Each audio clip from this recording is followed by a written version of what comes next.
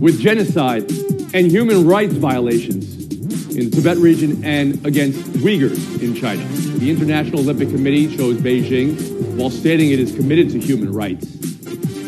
Today's opening ceremony, which again you will see tonight, featured a lighting of the torch by two members of the Chinese Olympic team, one of which is Uyghur. J.A. Adande, as a fan and then as a reporter, how do you reconcile enjoying this competition while also considering everything I just said?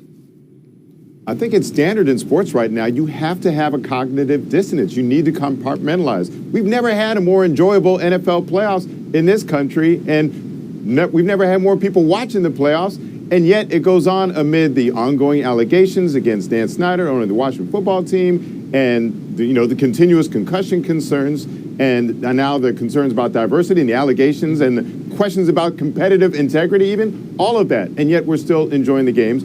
And who are we to criticize China's human rights records when we have ongoing attacks by the agents of the state against unarmed citizens, and we've got assaults on the voting rights of our people of color in various states in this country? So sports, I think it is possible, and it's necessary more than ever to just shut everything out if you are to enjoy the actual games themselves.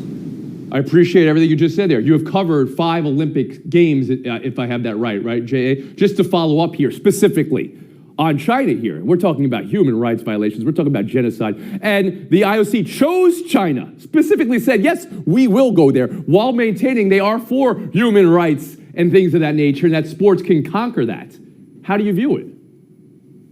Well, again, where can you choose that's free? And look at some of the other recent hosts of the games, including Russia and some other recent plays. It's very hard to find a country that isn't problematic when it comes to human rights, including here. Remember, we had athletes boycott going to Mexico City because of the human rights issues in the United States in 1968, most notably Kareem Abdul-Jabbar. I think we can bring attention to it. I think it's notable that we did have a Uyghur participant lighting the torch, and hopefully this will be used to bring attention to it rather than to continue to place these issues. Woody Page, if I could bring you